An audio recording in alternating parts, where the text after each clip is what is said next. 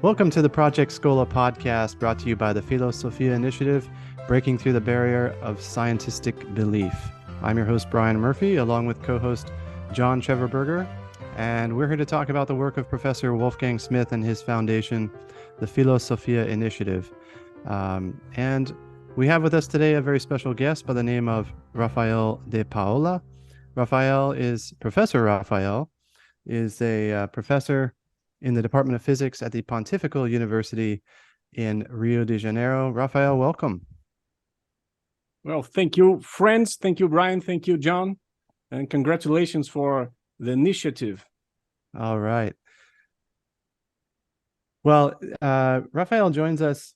One of the things that listeners or members of the Philos-Sophia initiative may not know is that Wolfgang does not work alone, per se. He's got a group of scholars have been attracted to his work and are like-minded in his approach to the philosophy of physics and really the ontology that Wolfgang offers. And Raphael is one of those special cohorts, or one of those special members of the cohort, who brings with him a wealth of experience.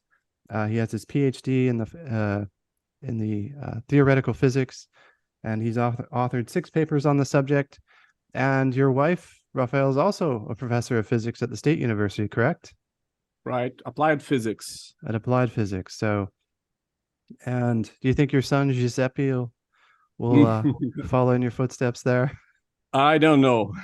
It's too early yet. All right. Well, you're coming to us from Brazil. And I was going to say that you're somewhat of a protege of the late, great Olavo de Carvalho, and you were a friend of his, weren't you? Yeah.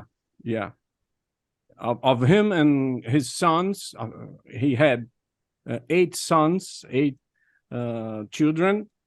Well, and I'm a friend of some of his, and I collaborate with them too.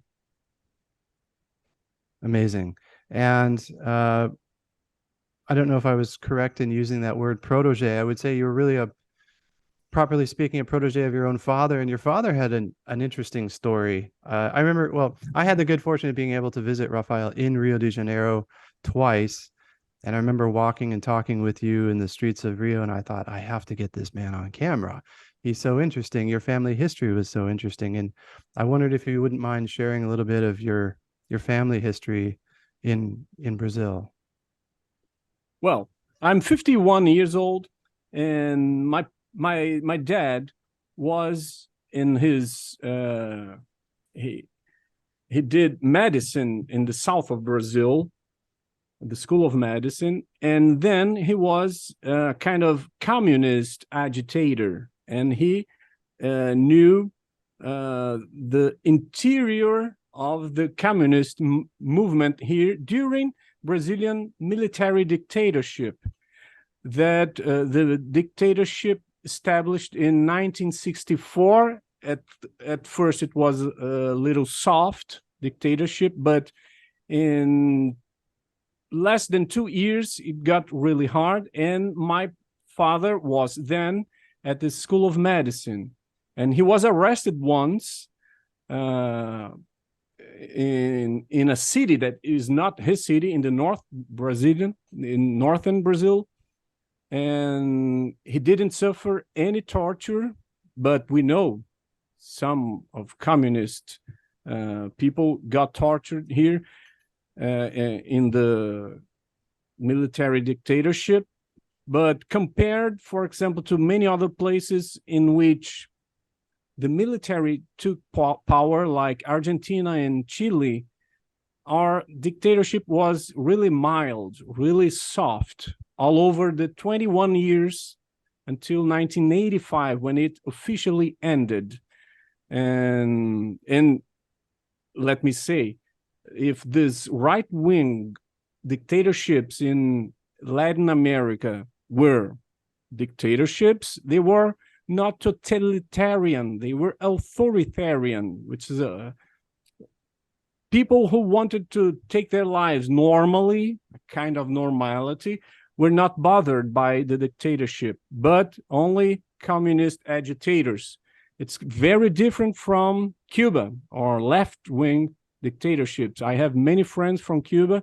Some of them ended up here in Brazil, and they talk a lot of the influence of the regime in their lives. One can measure the difference by one single factor, which is communist dictatorships don't allow their people to go out their countries, and they really get stuck in their countries. And when they are outside their countries, for example, here in Brazil, my friends, they are very careful in speaking out loud things, because their families that stayed in Cuba, for example, they can suffer very, very hard from their attitude here outside. So we have a very different kind of dictatorships. Well, and my father decided to come out of the communist agitation when, here in Brazil, 1969, the Communist Party, which was outlawed, turned to armed resistance. And then my father said, no, I will not participate in guerrilla. So he tried to come out, and once he came to Rio de Janeiro, he got to know my mother, which was going to be my mother, and they got married. And once, in front of their building, I was not alive yet, I hadn't born yet, one of his communist friends showed up in the front of the building. And, hey, actor, Heitor, in Portuguese, Heitor, actor. Hey, actor, how are you? We found you. Wouldn't you like to join us again? And my father said, no, I don't want to. I don't want anymore to have nothing to do with you.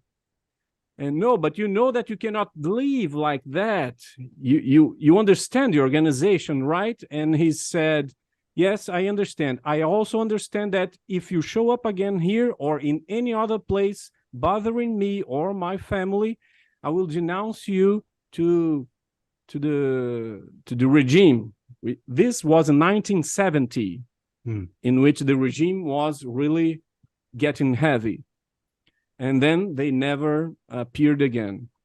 Well, just to see what is the kind of mindset of people like that. And then he got a professional life with in psychiatrist first, and then he was he had his clinic, his office as a shrinker, or as a psychoanalyst, a shrink, yeah, psychoanalyst. And he stayed doing this during 40 years, and then he started writing political papers, or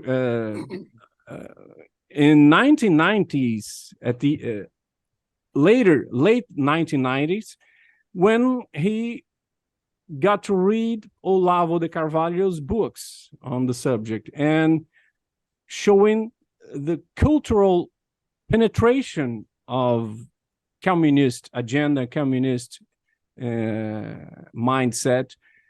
And my father saw, well, this shows up very heavily in psychoanalysis. There are many people that subscribe to communist ideas in psychoanalysis. And he started writing papers. Professor Olavo published a few of them, some of them. And since then, since the year 2000, he has a page in internet and publishes regularly about New World Order and world government and things like that. And so did your father's background have any influence in your choice of career? Or your choice of No, studies? No. never, neither positively nor negatively, because you see, when you see your children trying to opt or thinking of doing a physics undergraduate studies, many people here, I know this, until now it exists a strong resistance from parents. No, you are not getting a job, you're not going to have a good life and things like that. So in this way, my parents never gave me a negative word about that. They let me choose, and my choice was simply based on what do I want to know, what do I want to understand. It never passed in my head, it was never my preoccupation, what will be my professional life, where I will get a job. No, I just wanted, my focus was absolutely in what I wanted to know and understand. And that's why I chose physics. And so where did you get your undergrad degree? Where did you start your education? I started my education in the same university I teach now, the Catholic University, which is a pontifical university here at Rio de Janeiro. There I did my undergraduate studies and my master's degree. So we have 4 years of undergraduate, 2 years of master's degree, and 4 more years of PhD. This PhD I did also here in Rio de Janeiro in a different institute, Brazilian Center for Physics Research. And both my master's degree and PhD were in the same subject of theoretical physics, in Casimir effect, which is a kind of effect that mixtures quantum phenomena with relativity too. So what drew you? What was it that you wanted to know that drew you to physics? Well, as a teenager, I decided from just my head that things like religion, God, and talks like that were pure fantasy. Because they are not sensible enough, I thought then. So they don't show up regularly in nature. I had those scientific beliefs of nature as a regular kind of operation. And I thought that matter was the only thing that existed per se, although I did not know what matter precisely is. And then I decided to study the only or the main science that studies matter, which in my mind was physics. And that was my choice. I am going to study reality by studying the only thing that in my mind existed, which is matter. And so who did you discover first, Olavo de Carvalho or Wolfgang Smith? Olavo de Carvalho. Okay. Olavo de Carvalho published, he became a public intellectual in mid-1990s. And in late 1990s, his books started making noise in academia here in Brazil, because he made severe and very harsh treatments of leftists, intellectual, not only leftists, but of the whole cultural scene in the West. His fight was not only inside Brazil, but it had a much larger scope. And I got to read 2 of his books in late 1990s, and he was publishing at the time at a very famous newspaper here, O Globo. He was a journalist in the beginning, correct? Yes, professionally, he had a journalist profession. It's not a degree because at that time the profession of journalist was not regulated here in Brazil, but he had always jobs in very important uh, medias. And At this but time, as at this time did your father already have a relationship with him or? no, Okay. my father just bought his books, and he Ah, wrote an email for Olavo explaining, I see the same things. You're explaining what I see with my eyes. Can we get together? And they got to know each other. mm. And then at 2002, Olavo de Carvalho started to lecture here in Rio de Janeiro once a month in a course that is recorded in Portuguese, Essential History of Philosophy.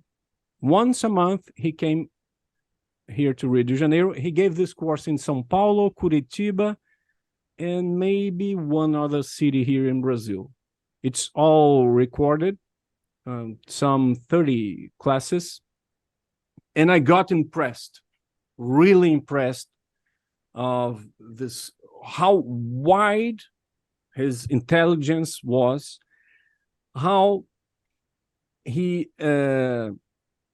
touched on topics that for my profession, you see, in physics, things that he spoke resonate in me. Because during my studies, I completed my PhD in 2001.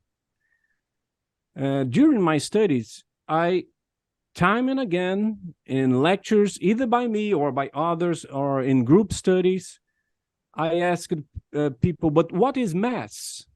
What is electric charge? I always try to understand a little deeper than the equations. What is the definition of those things? And my advisor and all others said, these are not, used to say, these are not questions of physics, but of philosophy. Well, but I'm a man. I have those questions. It doesn't matter in which department we are going to answer those questions, because these are things that we are working with. I would like to know a little more about them. And the question for the quiditas, of the essence of the things that we deal with, when I saw Olavo de Carvalho touching on them in his classes, and of course, he was not speaking out of his mind alone. He was speaking out of his studies. And here and there, we recommended Plato and Aristotle and St. Thomas Aquinas, and I got to read them. I was already 33, 34 years old. And then I started to see a whole ocean of concepts, much vaster conceptual universe that completely got me. And I converted to the Catholic Church. And since then, I assist regularly masses. I understood, where do you find God, for example, in a loosely speaking way, where to look for to find those things that I supposed until then were fantasy, right? And it changed my life completely. So you entered the university wanting to know what matter was. And what did you discover what matter was? It seems like this very question changed your life, the answer to that question. Yeah. First, to make the question, it directed my life to physics. Then I discovered that inside there, in theoretical physics, in modern physics, modern science, this was not a question on the surface. This was a question that permeated all the discussions, but without being consciously addressed. And then I began addressing it. I read Aristotle and many other modern scholars too. And in 2008, just to jump to Wolfgang Smith's work, 2008, in one of Olavo's radio, he moved to the United States. He lived in Virginia since 2005. And he started, at that time, it was not called a podcast. It was a radio talk show, something like this, that weekly he spoke to anyone. It was an open internet show. And he answering a question of some guy, which I don't remember who was, neither the question, I don't remember. He said, well, Wolfgang Smith is a professor of physics, and he has many important things to do. And at that show, Olavo talked about Wolfgang's book, Teilhardism and the New Religion. And he said the following sentence. Everything Wolfgang Smith says is important. I tried to find this book in Amazon, and I did it at first, and I found Quantum Enigma. Well, it's a very interesting topic. I ordered the book. As soon as it arrived in a few days, I wrote it, I read it, and seeing the way Wolfgang was approaching the subject, the title of his, I guess, third chapter, which is Materia Signata Quantitate. And as at that time, I was already reading Aristotle, St. Thomas Aquinas, I thought, this professor killed the question. He's going to answer what is quantum physics all about, and more than quantum physics. I think that the whole enterprise of modern physics for a professional physicist is the physics of the 20th century. But for us here, I will speak as modern physics since Newton, Galileo and Newton, modern science. And I decided to translate it in 2009. I did the translation. It was published for Portuguese, obviously. It was published in 2011. And by the influence of Professor Olavo, he said, my student Raphael De Paola translated that book, and people began to reach out to me to give speeches, conferences, and things like that. I think you told me when you first read the Quantum Enigma, the subtitle is Finding the Hidden Key. You said, this Wolfgang has single-handedly resolved the quantum enigma, or words to that effect. Is that roughly correct? Yes. I think he goes on in the steps of Werner Heisenberg, but doesn't commit a mistake that Heisenberg commits. What was that mistake? Heisenberg, although he points in the right direction in his book of 1958, Physics and Philosophy, toward an Aristotelian interpretation of the quantum phenomena in terms of act and potency, matter and form, substance, accidents, in terms of Aristotelian.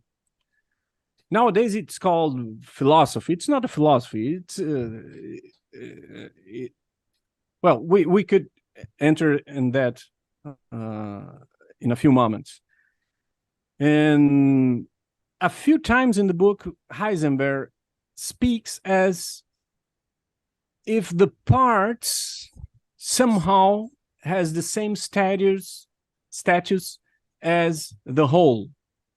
In terms of Wolfgang's terminology, Heisenberg, in a few moments, seems to believe that the particles, or the object of modern physics, the object of quantum physics, atomic physics, pertains to the corporeal world and not to the physical world, as Wolfgang explains very well and makes this distinction, which is a division of waters. Well, that's right. So that would be an important distinction that Wolfgang makes in order to resolve the quantum enigma. Is there the distinction between the physical world, the world as conceived by the physicists, and then the corporeal world, which is the world we live in, the world of bodies, of things with essence that we can touch, see, smell, hear. And another distinction also between horizontal causation and vertical causation, but we don't need to get into that now. But really, so this whole question, this life-changing question of what is matter, it was life-changing because it goes to the heart of reality, right? I mean, Wolfgang talks about, he uses the word Weltanschauung, the German word that means how one looks out upon the world. You could translate it as worldview, but it's really a little deeper in its connotation. And this worldview, this Weltanschauung he talks about is, I mean, we're all familiar with it. It's the one that purports to be scientific. It comes usually from PhDs who tell us that we're sums of parts and composed of atoms or particles speeding through space and time to no purpose. And some even go so far as to say that we have no free will because our actions and decisions are determined in advance by these forces of physics. So this discovery about what is matter changed your life. And I mean, what did you discover about what is matter? Where are you now in terms of your view? Well, matter is a very sophisticated concept, although we use this word every day. Would you like to complete? I'm sorry. I guess you would say something or not. No, well, I guess I would add that so matter, you would say, is, I mean, it comes from mater, which is a principle of receptivity. Among other things, it's one of its notes. Every notion has some notes, and the collection of notes in the works of, for example, St. Thomas Aquinas, that he ascribes to materia, is a collection of some 15 notes. It's like matter is a concept that answers kinds of different questions, different and interrelated questions. And it starts all over with Aristotle, because the word itself, although not the concept, because it's very profound, the word was put into circulation by Aristotle in Greek.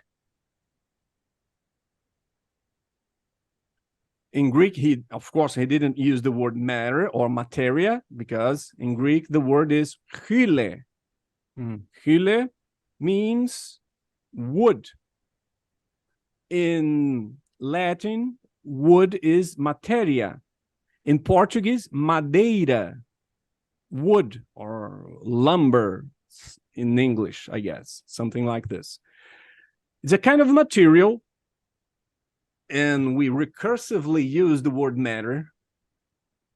It's a kind of material out of which we can make things, different things. So it's a kind of receptivity to different forms. And, well, maybe we could jump into that subject. The thing that impressed most the Greek philosophers, the pre-Socratic Greek philosophers, was what is change, what is motion, what is change, and how is it possible something to change? Where does the change come from? The thing changes into another thing in some aspect or in its more hardcore reality. where did the reality go? The reality which was there before the change, and where is the new reality? Where does it come from? Well,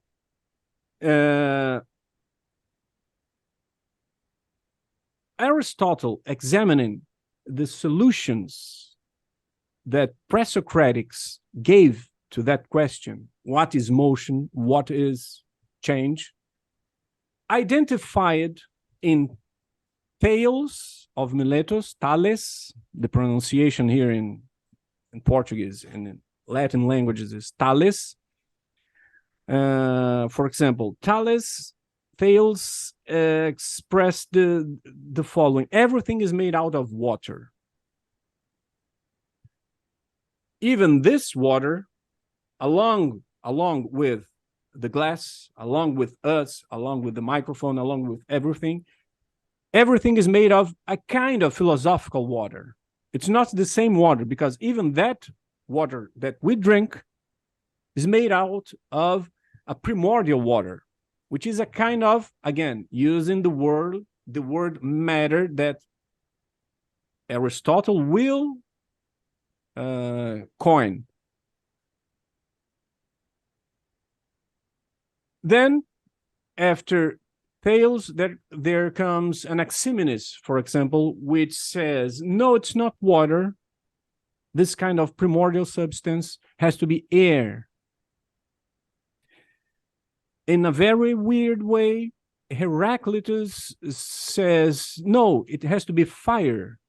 Each one of those elements, the famous 4 elements of ancient science or ancient philosophy, has a very good reason for being supposed by each of those philosophers. Aristotle at once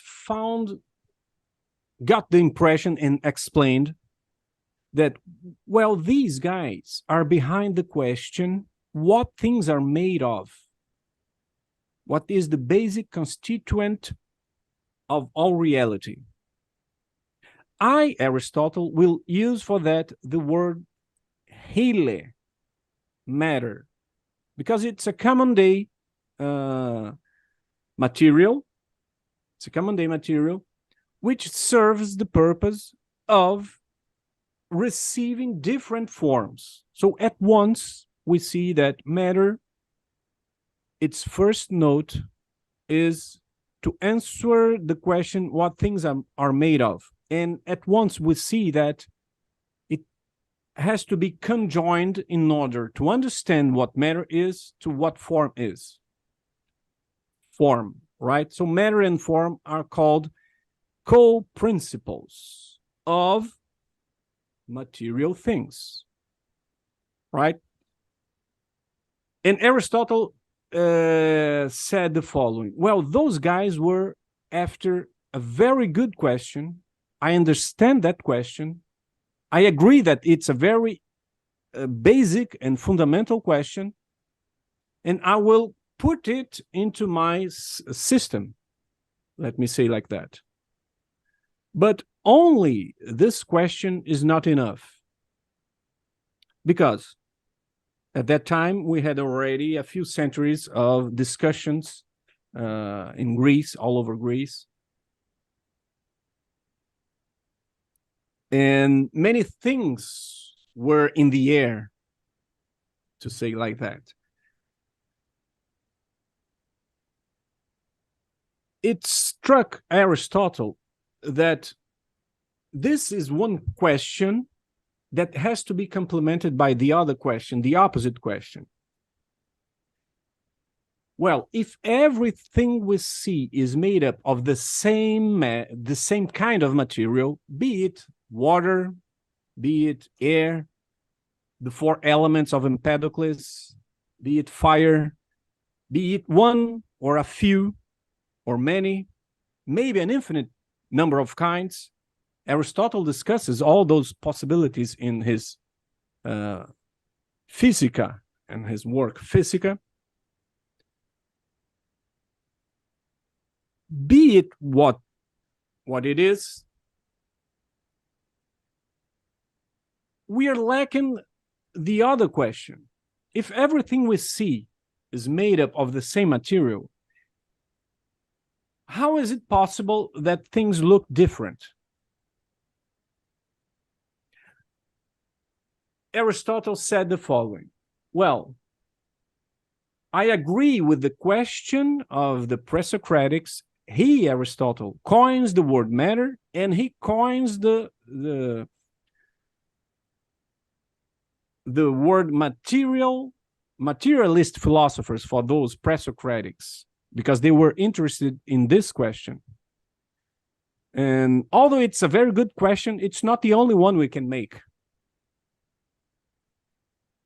It's a very good question, and the answer is in the right direction. There has to be one or a few kinds of unitary and homogeneous substance all over nature. And that is what explains how one thing can change into another, because something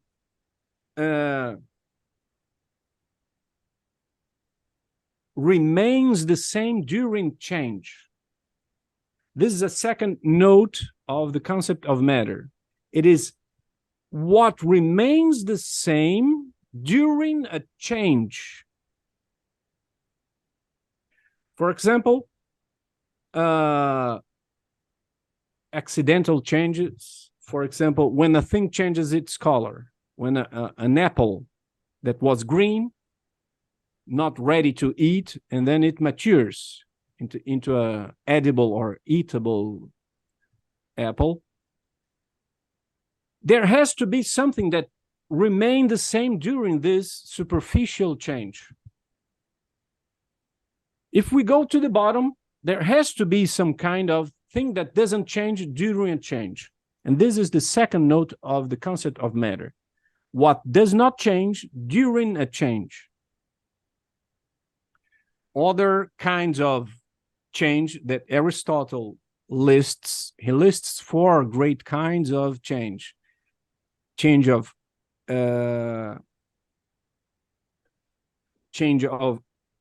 quality, qualitative change, change of quantity, change of place, when things simply move, which is called local motion, and which is the principal meaning of the word motion. Aristotle himself says that motion primordially means local motion. Although we can use the word motion for all those other kinds of motion, of change, primordially motion is a kind of mechanic motion, just change of place. And there is the 4th, more radical change, which is what he calls substantial change. For example, when we eat an apple, the apple stops existing. It doesn't exist anymore after you eat it, but something of the apple continues to exist, right? This he called substantial change, which he qualified in 2 ways. Generation, when something new appears, although it's not completely new, it's not a creation in biblical terms. It's a generation of something out of previous materials. Like, for example, the conception of a human being or any biological individual, not species, but individual. And generation and corruption. Corruption is when some of these end their existence. So, returning to the second great question, the first one is in the right direction, and naming matter to this concept is a very good point in the right direction. But things at least seem to show us that they are not matter, period. things seem to be an orange, a pen, a person, a wall, a television, a bird, a lion, and etc. At least they seem to be something, right? A very easy way out of this is something that permeates our modern Weltanschauung, which is these are illusory things. The lion is illusory because all that exists are the particles. The apple is an illusion of your senses, but because what really exists are the quantum particles, and etc., etc. Well, this is a way out of the problem, but Aristotle discusses this very well, and in 2 paragraphs, he kills this solution. He says, well, if the world was like that, you do not have real change in things, because when you eat an apple, your explanation, your mechanical explanation, your materialist explanation is forcing us to believe that there was not an apple, there is not a you, all there is before is matter, all there is later is matter, and a thing cannot turn into what it already is. Matter does not become matter because it was already matter. If all of that existed was matter, you were killing the change in the real world.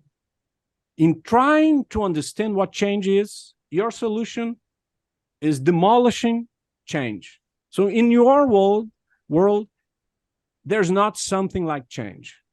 Things don't change because they are already what they always were and always will be, matter, period. This is a philosophical explanation by Aristotle. As he runs out of this difficulty, his way out is, well, there has to be a second co-principle that he calls morphe in Greek, form in Latin. So things changes form during a change. I just want to go back for a moment what you were saying about Aristotle addressing the first question about that all things have a common denominator.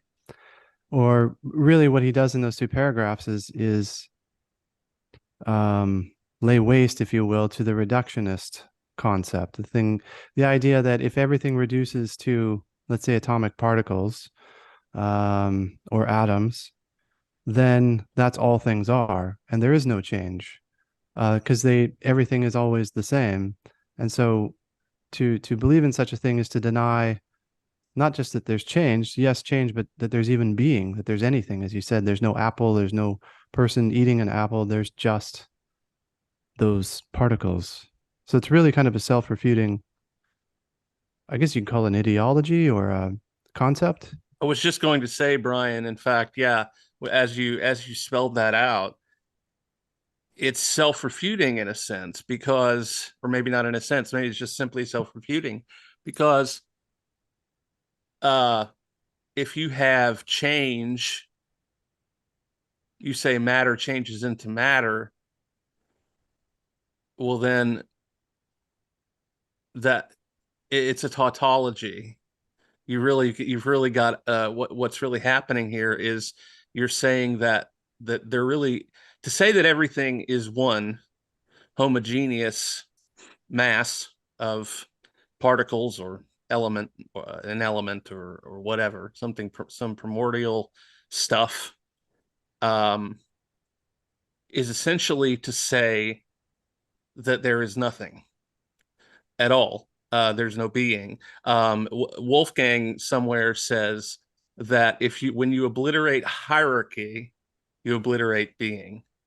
So if you don't have the material in the context of Raphael's discussion, if you don't have the formal principle which is where I'm sure he's going, wherein the identity resides, and the matter is simply the substrate, then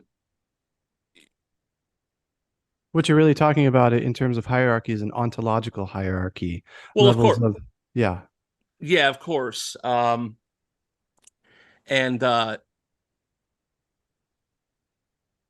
is so anyways, that's an interesting point though, that if you don't have, if everything is just matter, um and matter, the characteristic of matter is essentially changing and changing, there's nothing in matter that can affect other changes of matter.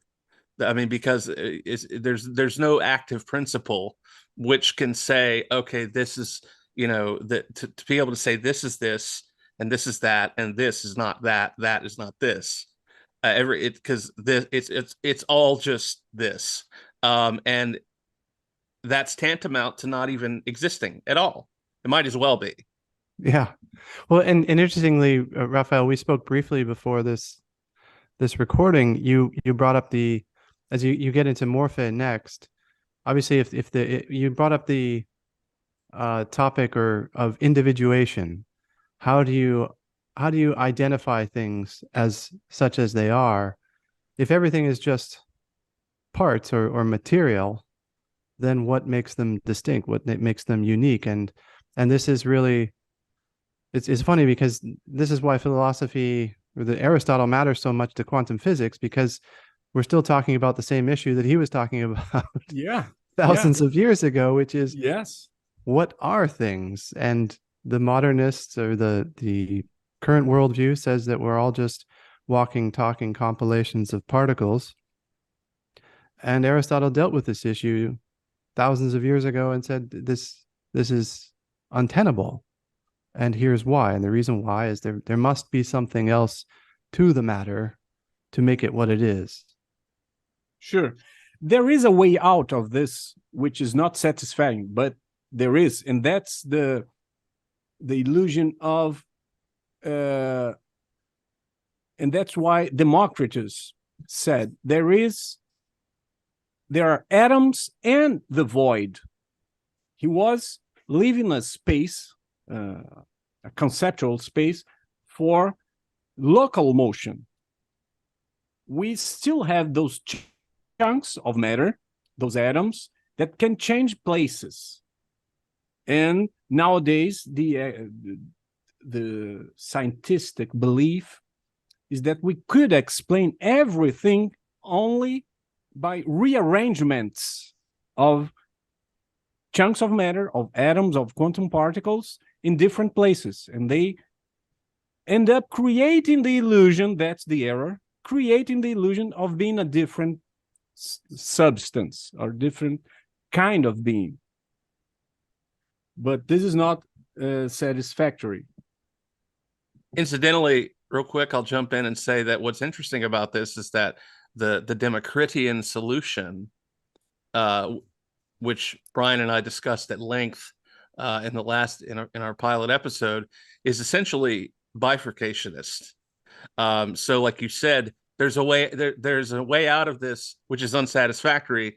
We can have the in juxtaposition to, okay, either if all matter, if everything is just one stuff, then, well, that's tantamount to non-being. Well, okay, so if you have the Democritian solution, you have color, the sweet and the bitter by convention. Yeah. That's putting it in your head. So that stuff's in, so that's just your consciousness, we would say nowadays. Yeah. But in the external world, in reality, atoms and the void. And so bifurcation is, in a sense, an understandable solution to the everything is one stuff problem.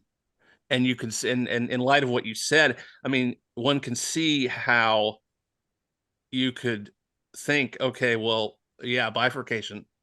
This bifurcation is, division between subject and object, matter and perception as just an epiphenomenon. Oh, well, that makes it work. That way, it's not just nothing, or was something tantamount to nothing. But as you said, it's unsatisfactory. And for the Yeah. benefit of listeners, you're referring again to the Cartesian bifurcation, which was coined by philosopher Alfred North Whitehead, which described Rene Descartes' philosophical postulate that reality bifurcates into two: thought and extension, extended entities in space and thought. So it's as if we're blind in the world, merely experiencing those extended entities, and so our world is constructed by thought. There is an objective world out there, but we're sort of feeling our way around in the dark. And this is what makes physics work, but it's not reality. And it's not concrete reality. Right. It's a kind of, as Professor Smith says, it's a kind of sub-reality, a different layer of reality as a sort. And this Cartesian bifurcation among things and res extensa, things extended in space, and res cogitans, things that we cogitate, things that we think, he collects inside human mind, and maybe animals' minds too, all things that appear to be in reality, appear to be in concrete reality. And Rick Delano made a very good job in the End of Quantum Reality film, when he puts a picture of René Descartes and a colorful world outside, and subtracting all the colors to inside the mind of Descartes, and everything is black and white. Perfect visualization of Cartesian philosophy.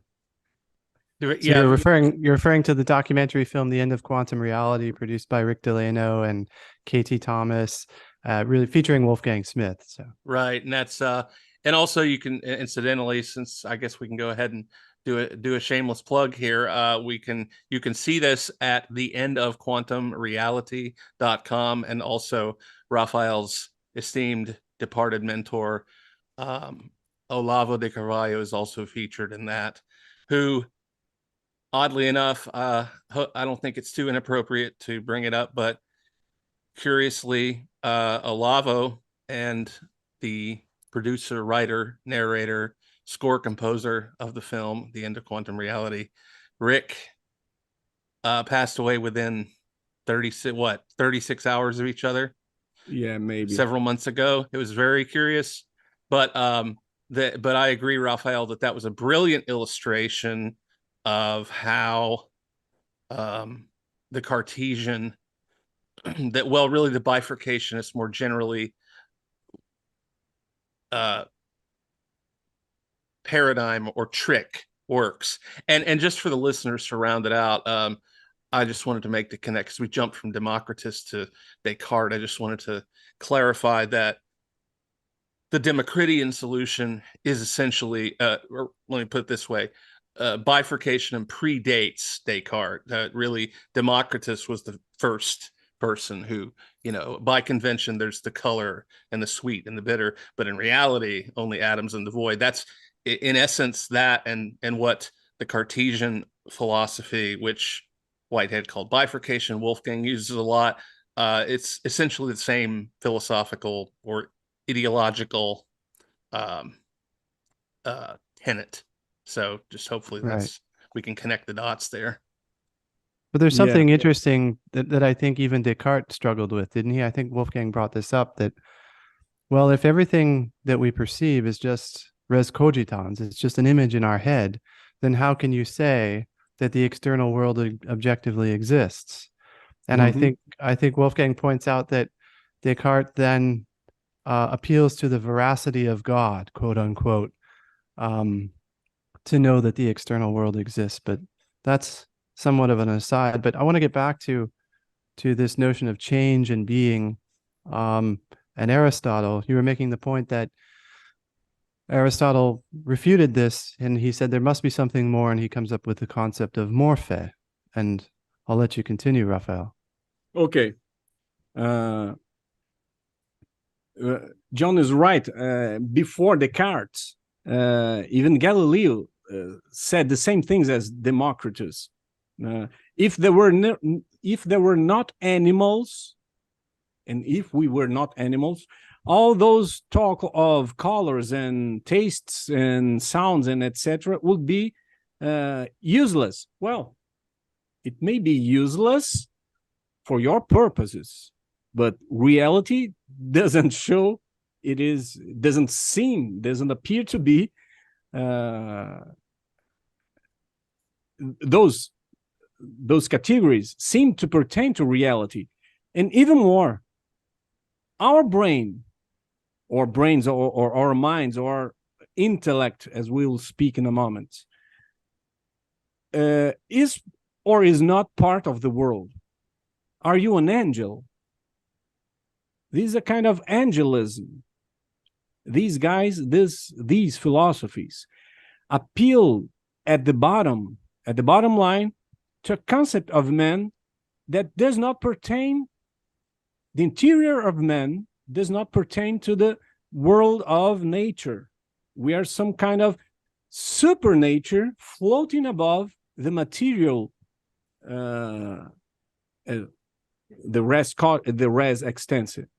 Well, now going on, using the concepts of matter and form, I like to illustrate this. I've given this a lecture like this in many different places for friendly audiences, for neutral audiences, and also for unfriendly audiences, people that at first would find all those talk about Aristotle and Plato, it's not scientific, as we could say. And the reaction in the audience is always a reaction of surprise, a positive and beneficial surprise. And I will say why.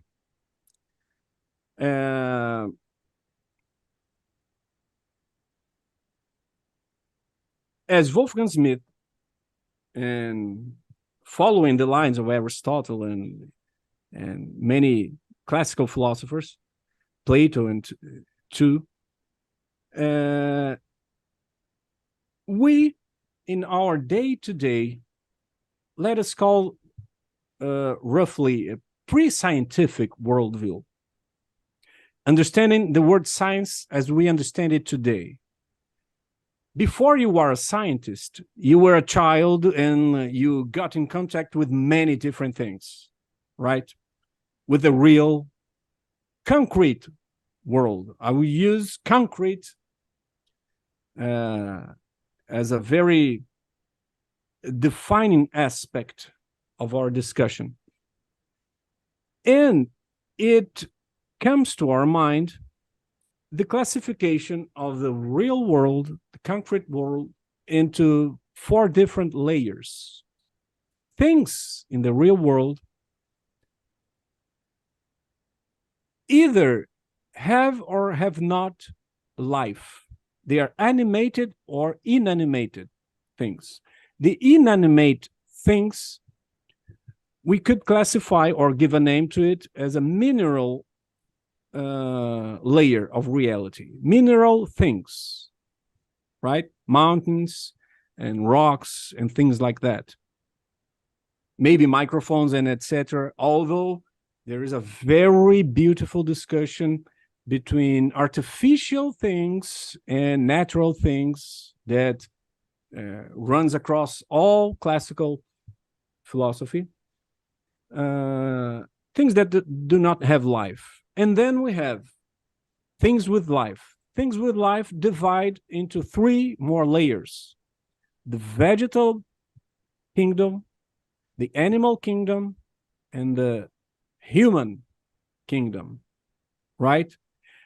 Why is it that we classify, we, the philosophers and pre-philosophical beings as we are in all cultures, all over the places, always tended to divide things into these 4 layers. Either it is mineral, vegetable, animal, or a human being. Why is it?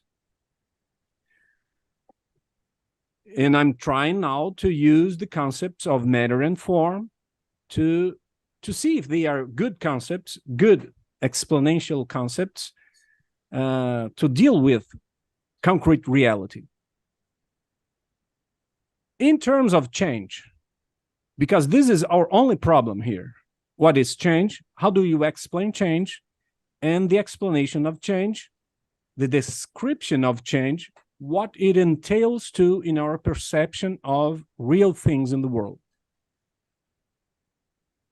In this discussion, we could say that why do we classify things as living against those that are not living? And we see that vegetables, to start with the first living layer, realize some operations, which mean changes, that minerals do not absolutely. And when I have time and I in a lecture with many students or people, they're not accustomed to that, I turn this as a question for the audience. What are the operations that vegetables do that mineral things do not? And they pinpoint, they float a little bit, but more or less everyone knows. There are 2 kinds of change, of operations that the vegetables do that the minerals do not. And they are, at first, nutrition and then reproduction. What is nutrition in terms of matter and form? It is the capture of a material outside the body of the plant and turning it into the body of the plant. The plant, when it is nurturing from outside, it captures things that were not itself and turn it into its own body, right? Transforming that matter into a different kind of thing, which is their own body, right? And that is how plants grow, plants and animals, right? Of course, as they are material, vegetables also pass through modifications that pertain to the mineral kingdom. Of course, we can get a plant and break it into 2 pieces, as we could do with a block of rock. We can break it into 2 pieces, and we can do this with a plant. But we're interested not in things in common between plants and minerals, but in what minerals do that plants do that minerals do not. And it is the absorption of outside matter into its own matter, right? Reproduction is a kind of passing along to a further generation something of its own form, materially yet, but inside the new matter, the new being, we have something of the same form of the parent plant. So we are explaining or describing these 2 modifications, these 2 changes in terms of matter and form. And as far as everyone knows, and modern science has never refuted that.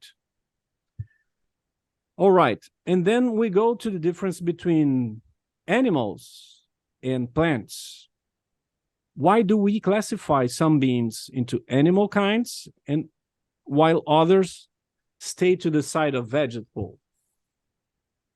Well, it's because animals are capable of further kinds of operations, right?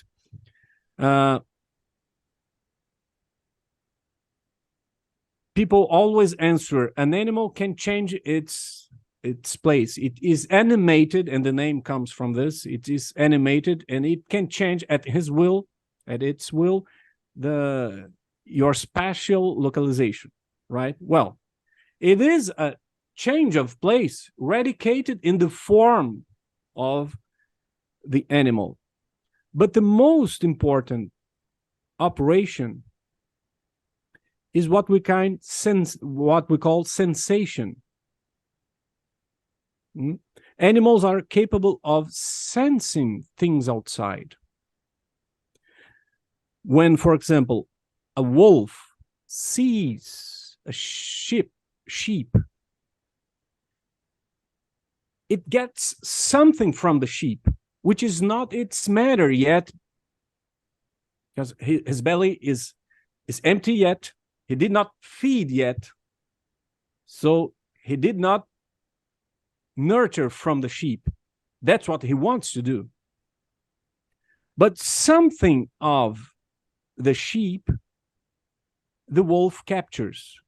What could it be? Its form. In a way, one animal can sense, not in the way humans will do in a few moments, but by capture, in this sense, you mean perception. A perception is a capture, is a grasp of something of the being outside it. Right. Because eventually the wolf will capture the sheep, but in this instance, you mean capture in terms of its ability to perceive something about the sheep. Yeah, sensation or perception. Yep. Right? These are not equal things, sensation and perception, but we're talking loosely here. And something of the form of the sheep is captured by the other animal, by the wolf, and it has to be form. But it is still a material perception. It has to be done right now and in that place. These perceptions of forms that we are calling sensation happen when you have your eyes open, for example, right? And it's done in a material organ of the organism, which is in the eye, right? We have to have eyes and ears and noses and skin and tongues in order to capture this. It is still a material reception, but it is a matter here is a kind of conducting wire to something higher than matter, which is form, the form of the thing. And this make the animal feel or behave in three different kinds of ways. Either it feels compelled to the other, attracted to, or it is neutral. For example, a lion is seeing a bush. It is not a prey. He's not interested in it, but it's not harmful too. So the distinction you're making here, I think, just so I can put it in my own terms, you're saying that so there's a distance between the predator and prey, between the wolf and the sheep. And so the wolf has this ability to sense with eyes, ears, and tongue, but there's this distance separating. So what is it? How does the lion or the wolf, I'm sorry, capture this prey? Well, or what does it capture about the prey? It's clearly not the prey's material because they haven't come into contact with one another. So it has to capture something about that prey, which is its form. Yeah. Is that correct? Is that yeah? What you say it? You explain it better than me, right? No, That's it. Yeah. And we see that the animal perceives because of his attitude afterwards. Right. It is either running into the other part of the world, or it avoids when it senses it's harmful to him, when he fears some predator, for example, or a human being with a rifle that wants to hunt it. So the animal perceives, well, higher animals are capable of higher perceptions, right? Of course, an ant or a bug sense things not with that complexity, but they too do the three things. They are attracted to, they are repelled by, or they feel neutral, and the thing is just part of the environment. It's not harmful, but it's not desirable too, right? All this is, everything of this is in Aristotle's De Anima, about the soul, of the soul. And we tend to classify human beings in a fourth layer. And as the scholastics used a lot, the adagium esse, I forgot in Latin. Esse, no, agitur agere sequitur esse. The action follows from the essence, from the kind of being. And if we examine the kinds of action of the animals, which is of, not the animals, of the things, if we see how things operate, operare sequitur esse, or agere sequitur esse, operation or action follows from the essence of things. If we observe how things act, this is a clear, or at least a very strong indication of what things are. That's what this is the path we are following here. And we see that human beings are capable of a kind of action that irrational animals do not seem capable of.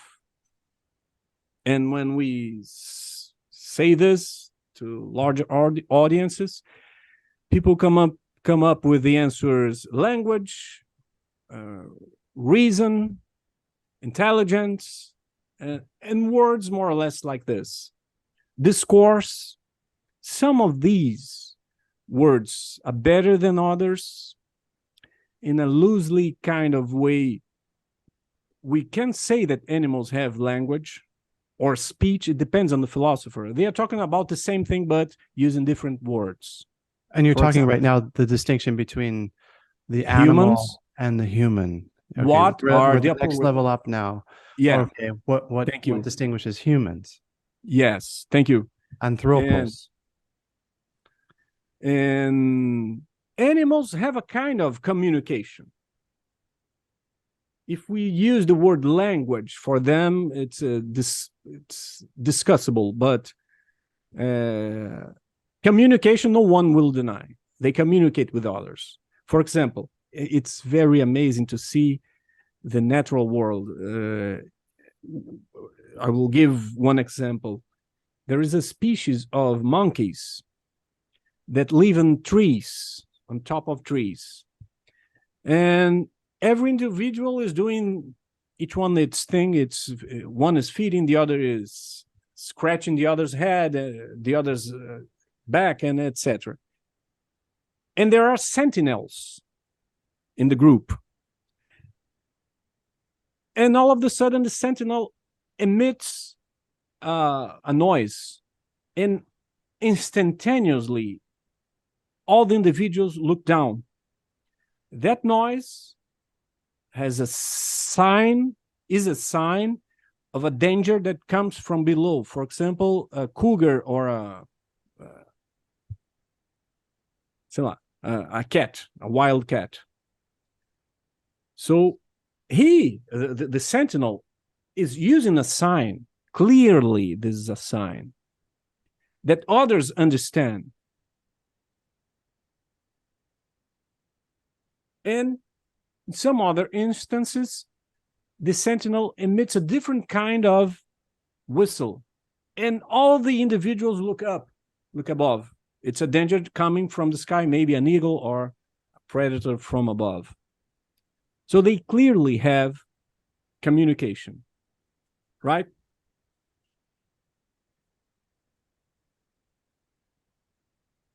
Human beings are capable of all those kinds of changes and operations that we talked about so far, but we are capable of something more. The word that classically is given to it is that we have intellect. Reason is a related concept, and Wolfgang Smith talks about talks a lot about the difference between reasoning and intellection. And what would be intellection? It's not only the capture of something in the environment,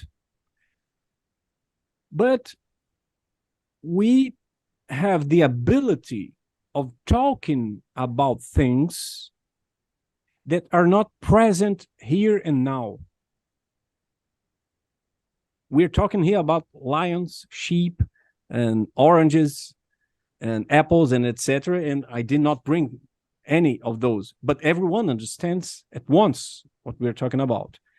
We are capable, we are able of talking of material things without their material presence, right? Animals are not capable of doing that. How do we know? How do you know? People ask me. How do you know a lion when it's resting at night or whatever the hour it rests? How do you know the lion is not thinking about gazelles or sheep or etc.?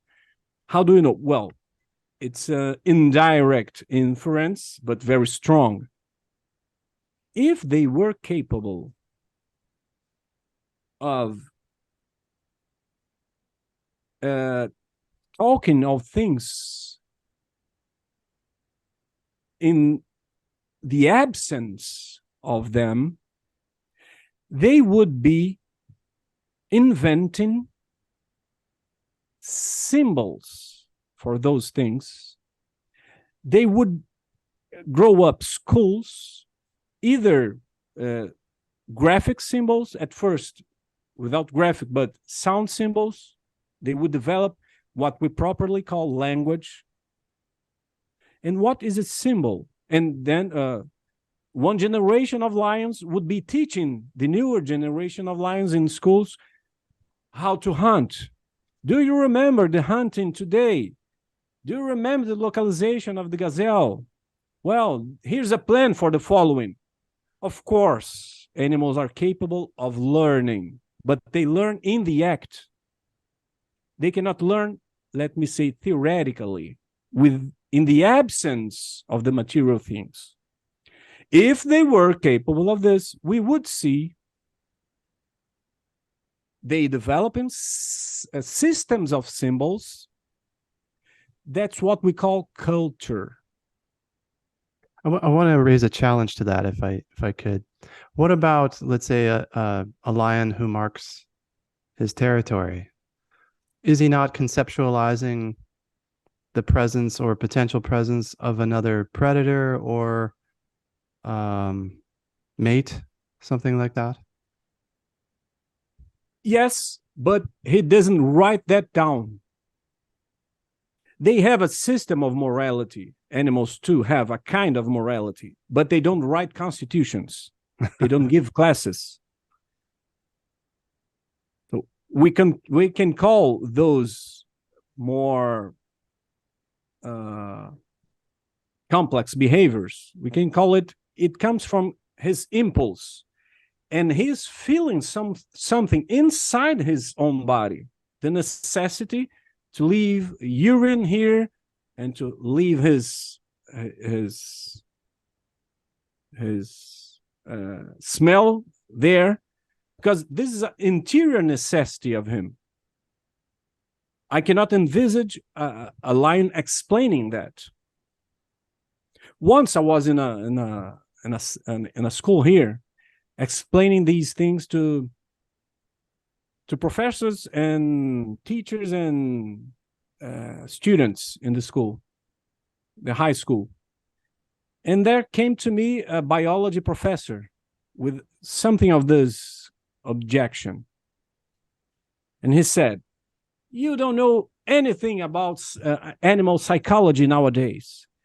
We are discovering a whole bunch of amazing things that lions," he said lions in his intervention, "amazing things that lions can do, and crows." And I watch a lot of those, and I read a lot, not a lot, but some of these, of this literature.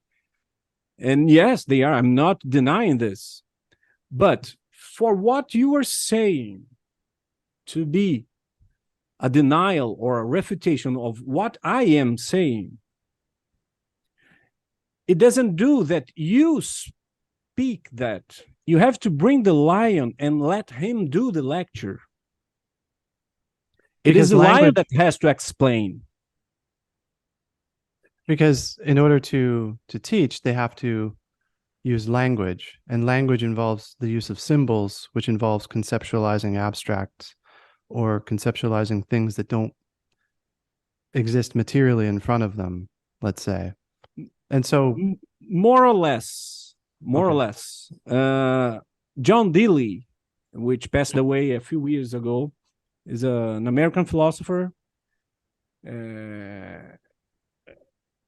He made a very good work translating and rearranging the opus of John of St. Thomas, which was a contemporary of René Descartes, which is a Thomistic philosopher. And John Dewey explained a lot what is semiology and semiotics. He distinguishes between these two branches of science, these two sciences.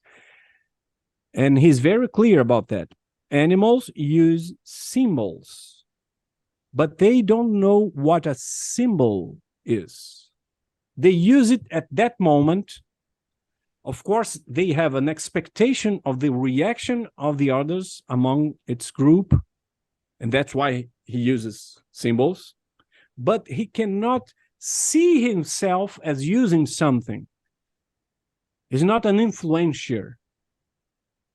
He doesn't feel himself like that. He cannot put himself outside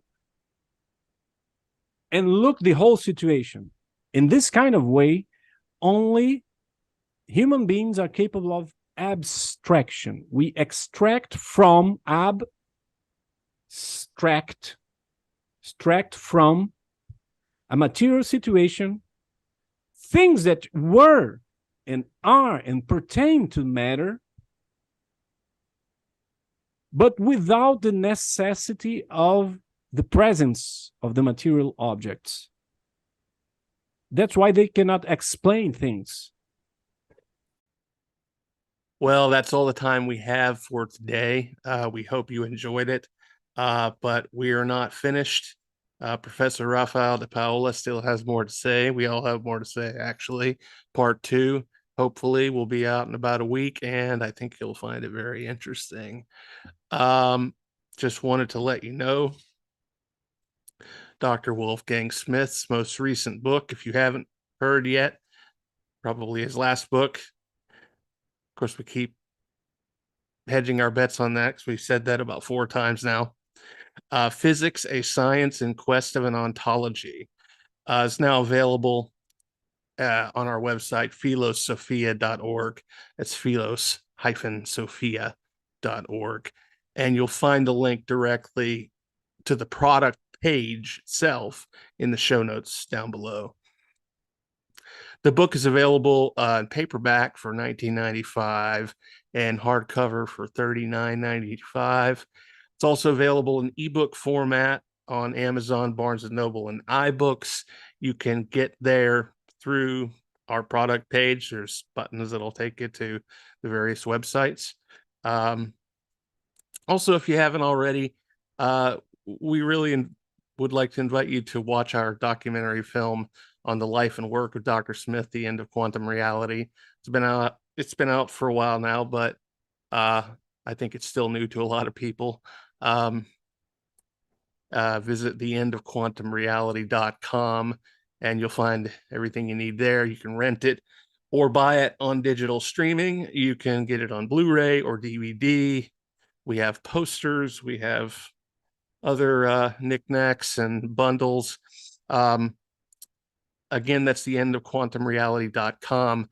You might also be interested in the film soundtrack composed and performed by Richard Delano. And you can listen to that pretty much wherever you like to get your music from on digital streaming, though I believe it is available also as a hard disk on the from the website as well. Finally, if you're not a member of PSIF, Philos-Sophia Initiative Foundation, we do offer an annual membership subscription to the initiative for $45 per year. Bear in mind that's $3.75 a month, which last time I checked is about how much it costs for a cup of coffee these days.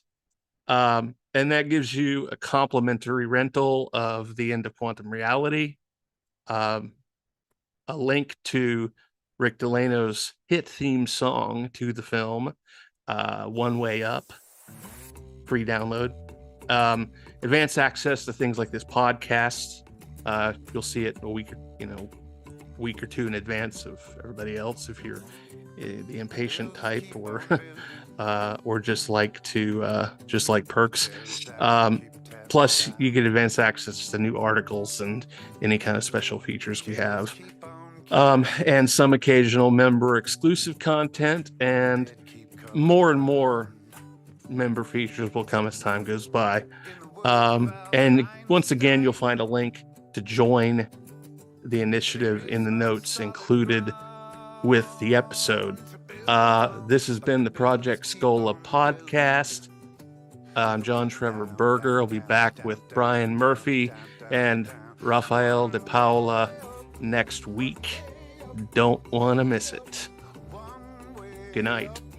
One way up, way up, one way up, one way up, way up, one way up, one way up, way up. Of all the superstitions to arise beneath the sun, today the theoreticians hold the very greatest one.